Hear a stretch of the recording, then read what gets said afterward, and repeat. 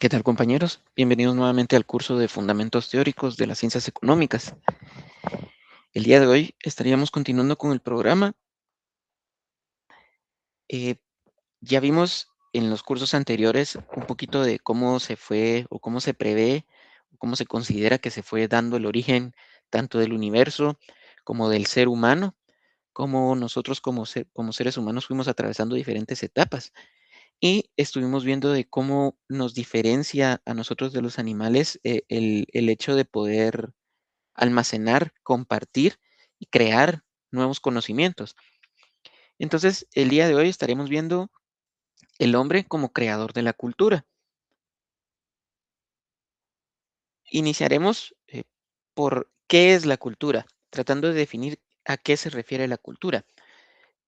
La cultura podríamos denominarla como todos aquellos modos o todas aquellas formas de vida de una determinada sociedad. También, de una manera más elaborada, se le conoce como a todo aquel conjunto de conocimientos, técnicas e ideas, todo el comportamiento y las formas de organización que posee un pueblo determinado dentro de un ambiente determinado. También se le puede dar otra definición, como un sistema integrado de patrones de conducta aprendidas y transmisibles de generación en generación, que tipifican a un grupo humano o a una sociedad. En resumidas cuentas, podríamos decir que cultura es todo aquello que nos rodea. eh, Debido a que todos los comportamientos que nosotros tenemos como sociedad, como miembros de determinado grupo de determinada región, nos identifican a nosotros, se vuelven parte de nuestra cultura.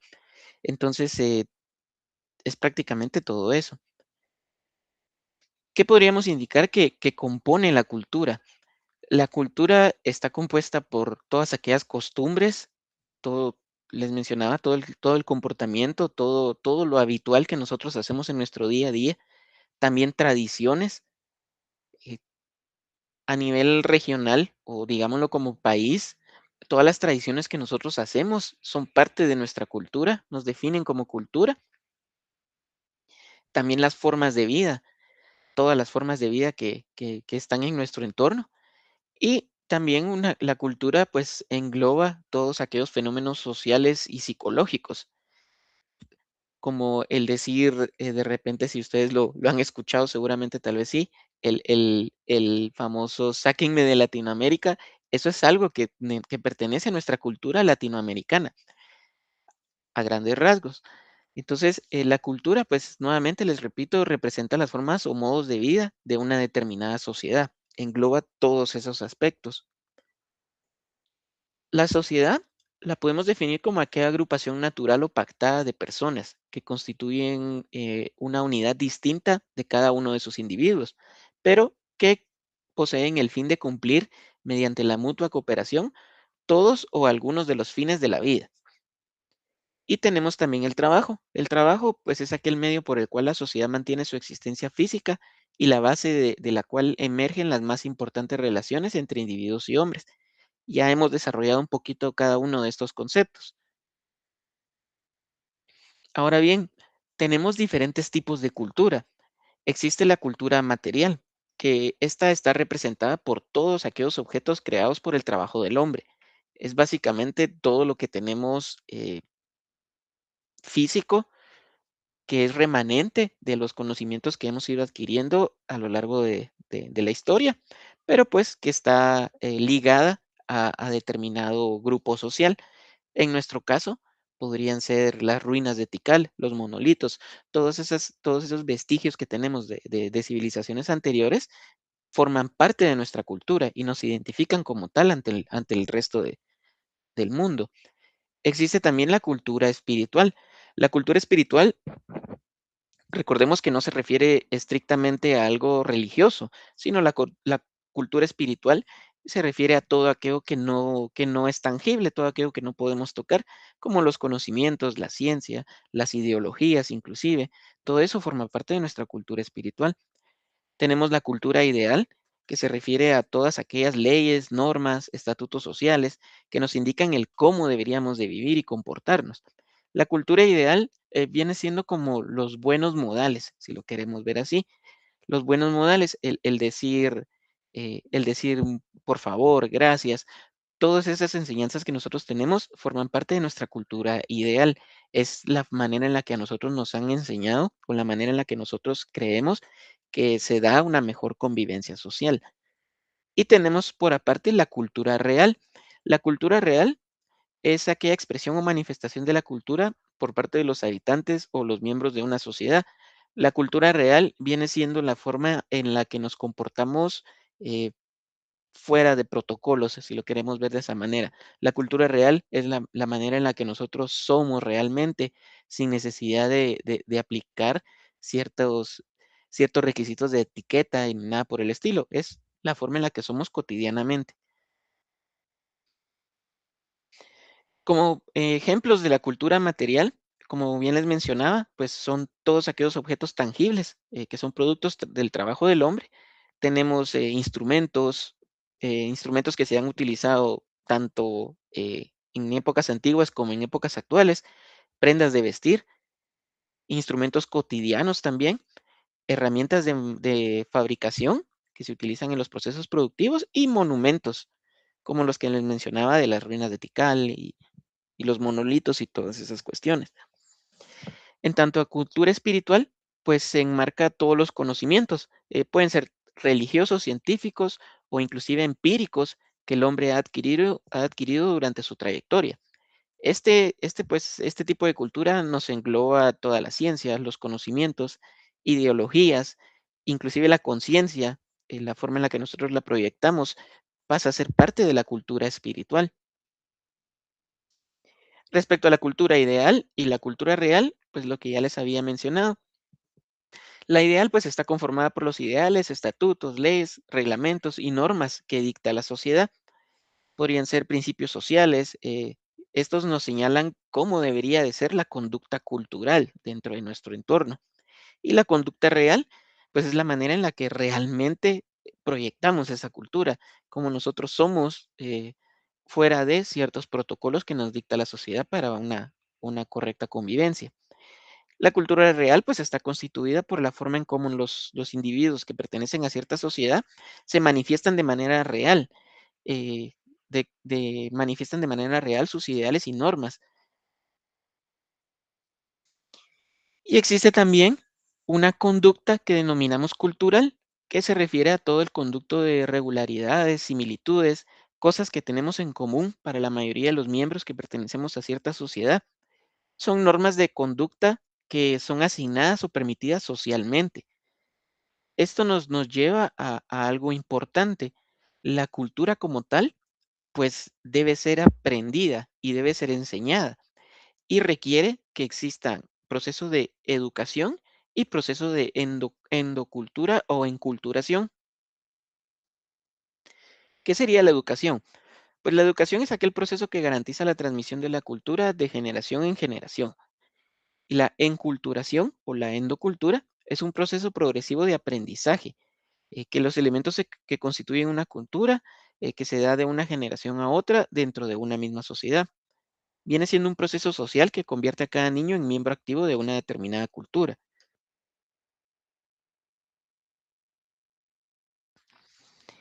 El etnocentrismo es un término que proviene del griego y que significa cultura. El etnocentrismo se refiere a aquella práctica en la que determinado grupo o determinada sociedad antepone su propia cultura a las demás, considerando que se refiere a un nivel superior de cultura, dándole una importancia más alta sobre el resto de culturas del resto de los habitantes del planeta. Viene siendo una tendencia a pensar y sentir que la cultura propia es mejor que otras formas de vida.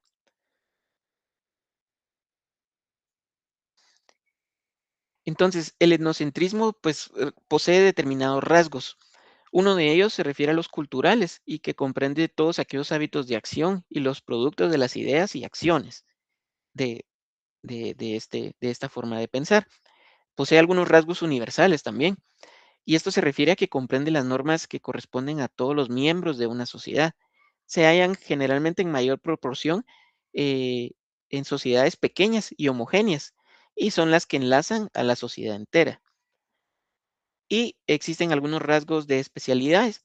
Estos rasgos se refieren a que existen en todas las sociedades, pero en proporción mayor en las sociedades que son de gran desarrollo tecnológico, de todos los tipos de especialidades. Entonces, a mayor progreso y a mayor desarrollo, generalmente va surgiendo más este rasgo, este modo de pensar etnocentrista. Ahora, ¿cómo integramos la cultura? Esto se hace a través de la relación funcional que existe entre los diversos elementos que constituyen una cultura total. Eh, Toda cultura, pues, debe poseer cierto grado de integración. También existe un fenómeno que se denomina cambio cultural.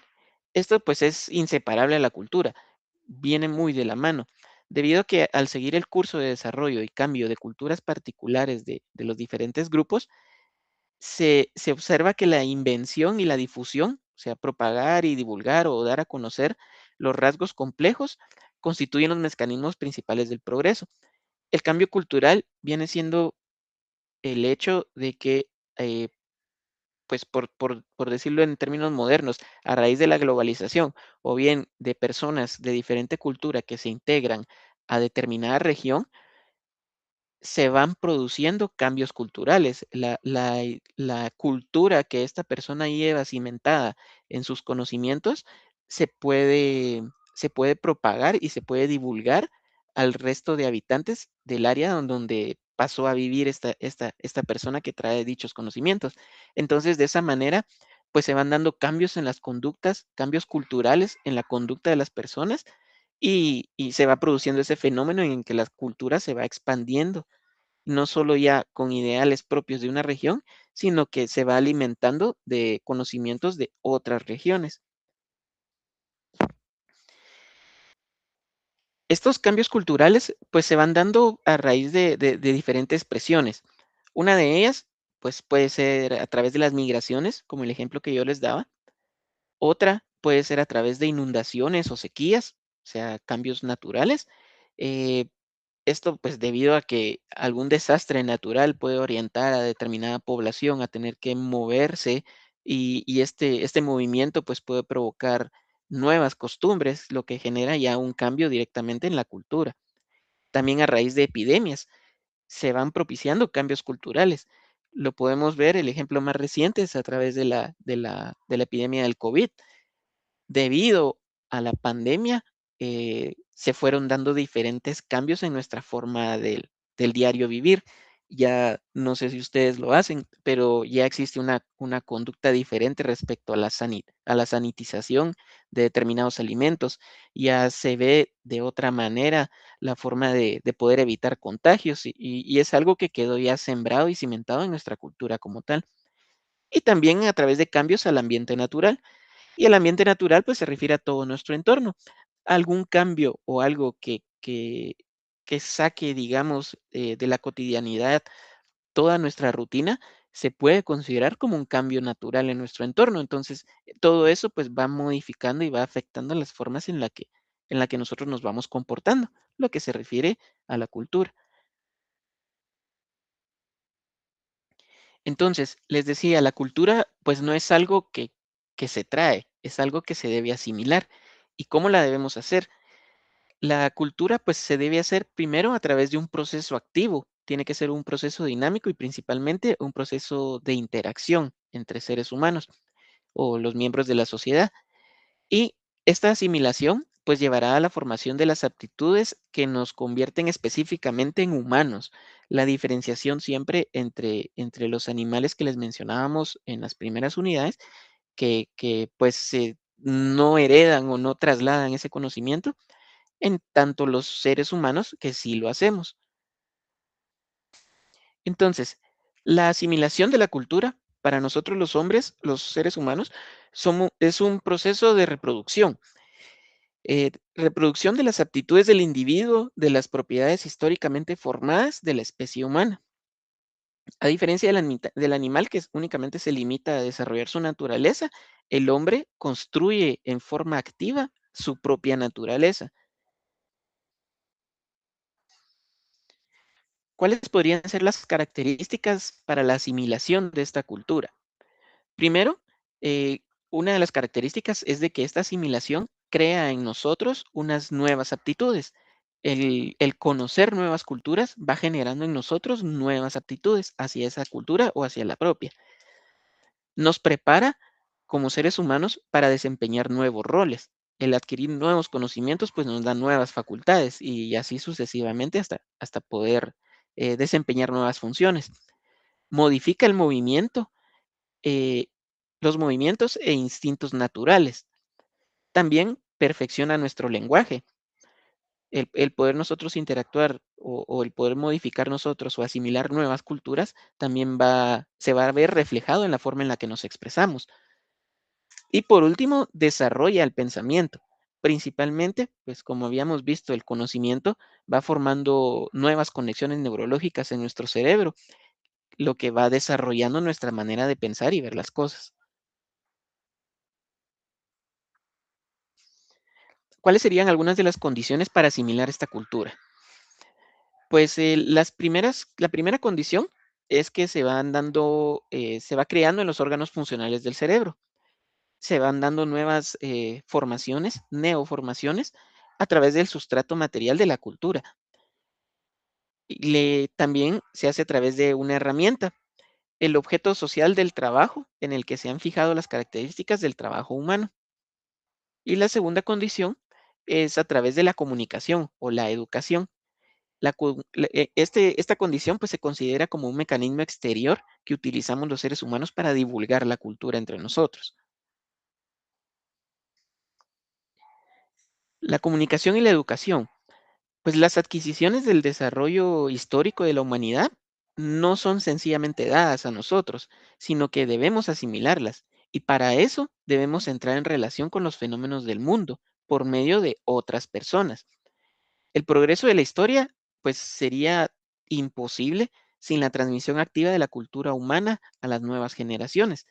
Entonces, es imposible sin la educación. Si no existe un proceso de educación que nos traslade todo ese conocimiento que han dejado generaciones anteriores, pues eventualmente se perdería todo ese conocimiento. Al no haber más personas que le enseñen a las las generaciones nuevas simple y sencillamente seguirían con su vida sin saber todo el legado histórico que tenemos. ¿Cómo se da este proceso? Inicia con la imitación de los actos del entorno. Inicia con la imitación de los actos del entorno. Entonces, inicialmente, pues esa asimilación se da a través de la observación y de la imitación. Es la forma más sencilla de educarse. Luego pasa a formar parte de una educación escolar. La educación escolar, pues ya siendo un poco más técnica, ya se nos dan conceptos más complejos para poder asimilar. Y después se da a través de distintos géneros de instrucción superior, como en el caso de ustedes ahorita que están recibiendo conocimientos nuevos y al igual que nosotros que en algún momento lo hicimos. Y por último, termina con la autoeducación. A este nivel, pues ya, y pues la mayoría de ustedes ya lo tiene, ustedes ya todos tenemos o pasamos por ese proceso de educación básica y de educación primaria. Entonces, al ya obtener ese nivel de educación, pues nosotros ya estamos en las facultades de poder generar nueva educación o podernos someter a nueva educación de manera autónoma. Entonces, ya sería como que la cúspide, ya nosotros podemos educarnos de forma individual. Y se considera pues que el lazo entre el progreso histórico y la educación es tan fuerte que se puede definir el nivel de la educación por el desarrollo histórico de la sociedad y viceversa. Entonces, la correcta asimilación de esta cultura y estos conocimientos y el nivel de educación que todos los habitantes de determinada región alcancen puede determinar el desarrollo que cierta sociedad puede llegar a alcanzar. Ahora, existe también una parte negativa de toda esta asimilación y se da a través de la desigualdad entre los hombres. ¿A qué nos referimos con esto? A diferencia de la adaptación animal a su medio natural, que proviene pues de su evolución y ciertos conocimientos que se van acumulando, ciertas costumbres, si lo queremos ver así, no son costumbres como tal, pero ciertas maneras de hacer las cosas de la especie animal, la unidad de la especie humana pareciera no existir. ¿Por qué? Porque existen diferencias entre los hombres creados por la desigualdad económica, desigualdad de clase, la diversidad, perdón, consecutiva de las relaciones que vinculan a estas adquisiciones formadas por el curso del proceso sociohistórico. O sea, se van dando inherentemente al adquirir nuevos conocimientos, se van generando diferentes separaciones sociales. ¿Y cómo se da esto? A través de la alineación o enajenación económica. Esto pues es definido como un fenómeno producido por la división social del trabajo y las relaciones de propiedad privada.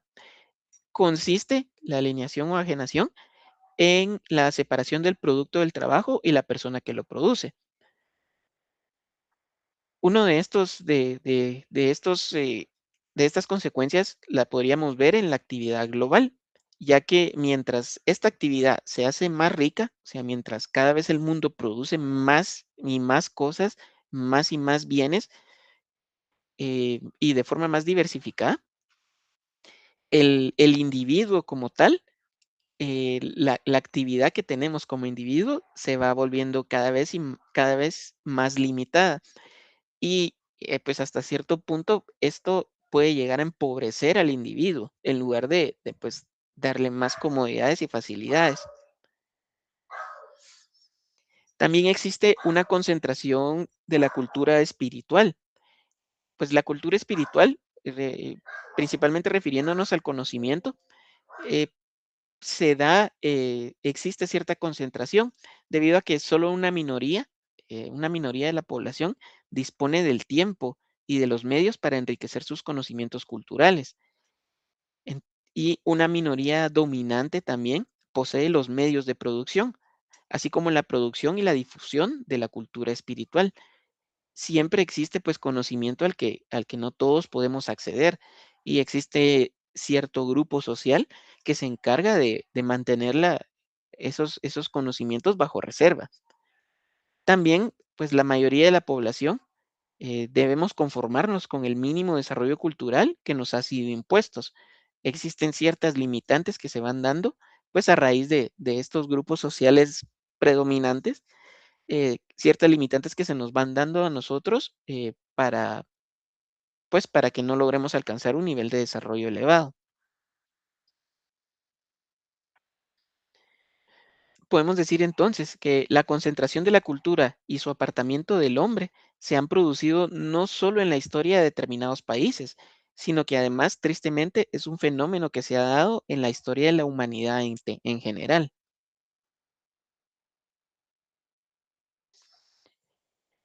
Ahora, ¿qué perspectivas tenemos respecto al desarrollo del hombre? Pues el desarrollo del hombre plantea un problema que atrae mucho la atención de varias, de varias ramas de la ciencia.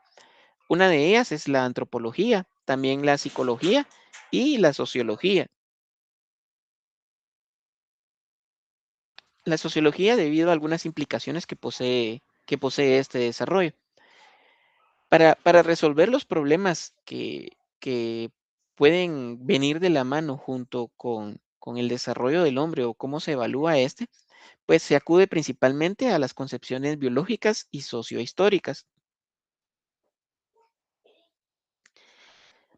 Dentro de pues les presento un pequeño esquema de cómo más o menos funciona esta separación o esta intención de análisis a través de estas ciencias. Pues tenemos del desarrollo del hombre parte el análisis biológico y parte del análisis social, que sería el sociohistórico. Dentro del biológico, pues se evalúa cómo el ser humano debe cambiar como parte de una adaptación al medio ambiente.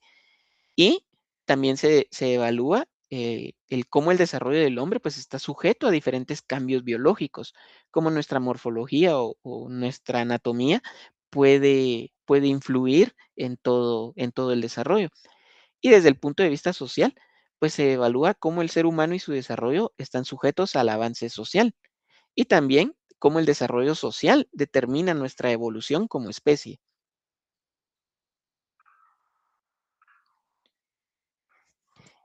La rama de la biología, eh, pues existe esta concepción, la concepción ideológica, biológica, perdón, considera el desarrollo del hombre como un proceso que continúa de manera directa, como la evolución.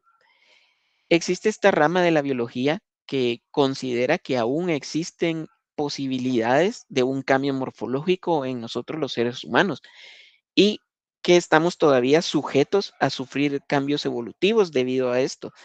Ellos, esta rama de la biología, pues imagina al hombre futuro extrapolando los cambios morfológicos que se produjeron en nuestra formación antigua.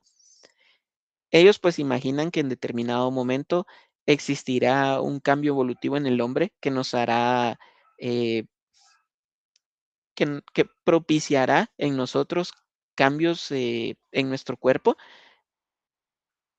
desechando órganos que a su, a su, a su punto de vista ya no serían necesarios para nuestro diario vivir. Entonces, esta imagen que ven acá, este humanoide, viene siendo más o menos una concepción o una idea de cómo ven ellos que podría darse este cambio morfológico en el futuro. A este ser se le conoce como Homo sapientissimus y pues solo es una imagen, es una hipótesis de qué podría llegar a pasar con nuestro cuerpo si se llegan a cumplir con determinadas condiciones. Y también dentro de las ramas de la biología, pues se conoce la eugenética, tenemos la eugenética. La eugenética es una filosofía social que defiende la mejora de los rasgos hereditarios humanos mediante diversas formas de intervención manipulada y métodos selectivos de humanos. La eugenética lo que promulga principalmente es que podemos alcanzar un mayor nivel evolutivo a través de la modificación genética, a través de brindarle los mejores rasgos, digamos, del ser humano a nuestras futuras generaciones. Esto con el objeto de crear, eh, podemos utilizar la palabra superhumanos, pero ya serían seres humanos que en un futuro posean todos los mejores atributos de nuestra genética y que puedan, pues, superarnos a mayor nivel a las condiciones que tenemos actualmente o en el nivel que nos encontramos nosotros, como Homo sapiens. Muy bien, entonces, para tratar de resumir un poquito todo esto, podríamos decir que, eh, el verdadero problema no consiste en las aptitudes o ineptitudes de las personas para asimilar nuestra cultura, sino que el verdadero problema consiste en que cada hombre obtenga la posibilidad práctica para tomar el camino de un desarrollo ilimitado.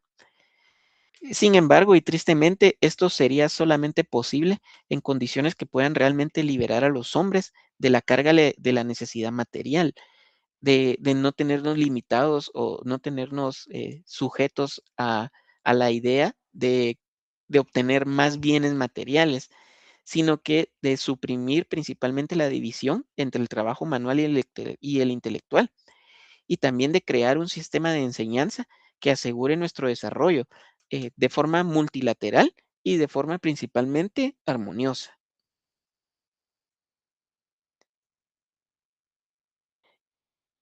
Entonces, compañeros, esto sería todo por la lección del día de hoy. Nosotros nos estaríamos entonces siempre comunicando o espero escucharlos en la próxima sesión.